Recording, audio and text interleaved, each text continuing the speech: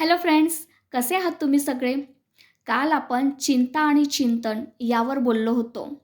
जर आपल्याला चिंतामुक्त व्हायचं असेल, तर चिंतन करणं गरजेचं आहे. पण चिंतन कसलं केलं पाहिजे? आपला प्रॉब्लेम काय माहिती आहे? आपण कायम दुसऱ्यांना फॉलो करतो आणि त्याच चिंतनामध्ये डुबतो. पण त्या चिंतन कसलं करतो माहिती आहे? त्या लोकांच्या वाईट गुणांचं. कारण जेव्हा आपण दुसऱ्यांना फॉलो करतात ना, जेव्हा दुसऱ्यांच्या आयुष्यामध्ये डोकतो ना, तेव्हा आपल्याला पटकन त्याचे वाईट गुण दिसतात. आणि शिवानी दीदी कायम बोलतात, की जेव्हा आपण दुसऱ्याच्या वाईट गुणांचा विचार करतो ना, तेव्हा ते वाईट गुण आपल्या इथे येऊन बसतात. परिणामी ते आपल्या आयुष्यात उतरत असतात. म्हणून लोकांना फॉलो करा, मी नाही म्हणत नाही आहे. आपल्या भारतामध्ये खूप असे मोठे-मोठे चारित्र्य होऊन गेलेले आहे. फॉर एक्झाम्पल स्वामी विवेकानंद, अब्दुल कलाम, महात्मा गांधीजी आणि आपल्याच भारतातच नाही तर पूर्ण जगामध्ये सुद्धा असे मोठमोठे चारित्र्य होऊन गेले आहेत, की त्यांना आपण फॉलो करून आपलं आयुष्य बदलू शकतो. पण आपला प्रॉब्लेम काय आहे, आपण त्यांना नाही फॉलो करत. आपण आपल्या आजूबाजूच्या लोकांना फॉलो करतो. आपले शेजारी, आपले कलीग, आपले फ्रेंड्स, आपल्यासोबत येणारे, व्यवहारात येणारे लोकं, यांना आपण फॉलो करतो आणि यांना फॉलो करताना आपण पटकन त्याचे वाईट गुण पकडतो. हां, तो असा, तो तसा, तो असा वागतो, तो तसा करतो. हे वाईट गुण पकडतो आणि हे कुठे फिट होतात? हे आपल्या इथे फिट होतात. का? आपण त्याच्यावर चिंतन करतो. त्या चिंतनातून त्याचे वाईट गुण आपल्या इथे जातात आणि परिणामी ते आपल्या आयुष्यात उतरतात. फॉलो करा लोकांना, पण त्याच्या चांगल्या गुणांना फॉलो करा आणि दुसऱ्यांना फॉलो करून आपण आपलं आयुष्य प्रत्येक वेळी नाही बदलू शकत. आपल्याला आपल्या स्वतःला फॉलो करावं लागेल. मग स्वतःला फॉलो करणं म्हणजे स्वतःवर चिंतन करणं. स्वतःवर चिंतन करणं म्हणजे स्वतःचे गुण आणि दोष ओळखणं. आणि मी काल सांगितलं होतं, जर आपल्याला आपण जर चिंतन केलं, तर चिंतामुक्त होण्यासाठी आपण चिंतन करतो. मग जर आपला एखादा प्रॉब्लेम आहे, म्हणजे आपला प्रॉब्लेम म्हणजे काय? आपल्यामध्ये जे वाईट गुण आहेत, त्या वाईट गुणांचं चिंतन करा. त्या चिंतनातून आपण मार्ग शोधा, की आपण ह्या वाईट गुणांमधून कसं बाहेर पडू शकतो. तेव्हा तुम्ही चिंतामुक्त होऊ शकतात. पण आपला प्रॉब्लेम काय होतो? आपण वाईट गुणांचं चिंतन करतो, परिणामी परत आपण चिंतेकडे जातो. पण आपल्याला चिंतेकडे नाही जायचं आहे, चिंतेतून बाहेर पडायचं आहे आणि चिंतेतून जर बाहेर पडायचं असेल, तर आपल्याला आपल्या वाईट गुणांचा विचार करून दुसऱ्यांच्या चांगल्या गुणांचा विचार करावा लागेल, चिंतन करावं लागेल. तेव्हाच आपण चिंतामुक्त होऊ शकतो. बघा, आपला प्रॉब्लेम काय असतो माहिती आहे? आपण प्रत्येक वेळी ना दुसऱ्याच्या लाईफमध्ये डोकवण्यात जास्त इंटरेस्टेड असतो. त्याच्या आयुष्यात काय चालू आहे? तो काय करतो? त्याचं लाईफ कसं आहे? त्याच्या लाईफमध्ये काय-काय प्रॉब्लेम्स आहे? हे आपण बघण्यात आपल्याला जास्त इंटरेस्ट असतो किंवा त्याच्यामधले काय वाईट गुण आहे, हे बघण्यात आपल्याला जास्त इंटरेस्ट असतो. पण त्यापेक्षा स्वतःकडे बघा. स्वतःमध्ये काय प्रॉब्लेम चालू आहे? स्वतःमध्ये काय वाईट गुण आहे? स्वतःमध्ये काय चांगले गुण आहे? प्रॉब्लेम काय होतं माहिती आहे?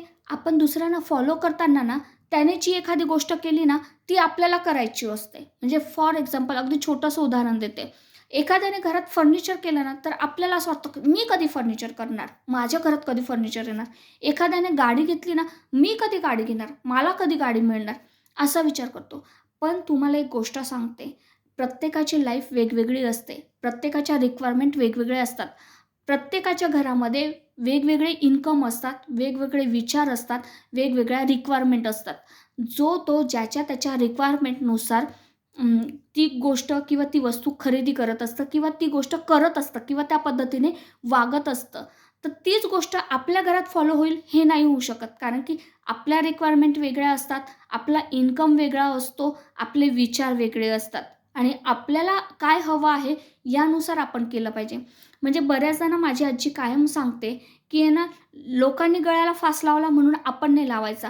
कारण की बरीच अशी लोकं असतात ना, की लोकांनी काही केलं ना, किती खर्च केला ना, त्याच्या डबल खर्च करायचा आपण स्वतः प्रयत्न करतो आणि याच्याने काय होतं, की ते जास्तीत जास्त कर्जामध्ये अडकत जातात. म्हणजे मोठेपणा दाखवायचा.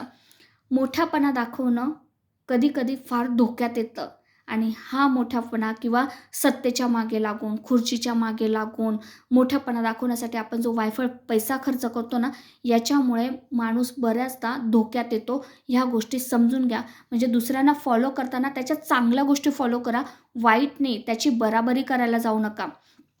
तुम्हाला माहिती आहे, माझं लहानपणापासून ना एक टार्गेट होतं. मी जिथे कुठे जाणार ना, तिथे त्या लोकांनी माझं नाव काढलं पाहिजे. म्हणजे काय?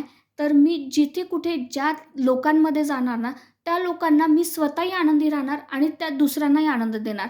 म्हणजे परिणामी काय होणार, की मी तिथून गेल्यानंतर त्या लोकांना असं जाणवलं पाहिजे, की येस शीतल आली. शीतल आल्यामुळे आम्हाला खूप आनंद झाला. शीतल आल्यामुळे आम्हाला खूप आधार मिळाला आणि शीतल अजूनही थांबली असती तर खूप चांगलं झालं असतं, असं त्या लोकांनी नाव काढलं पाहिजे. आपलं आयुष्य असं असलं पाहिजे ना, की आपण मेल्यानंतरसुद्धा 4 लोकांनी आपलं नाव काढलं पाहिजे, की यस ती व्यक्ती खूप चांगली होती.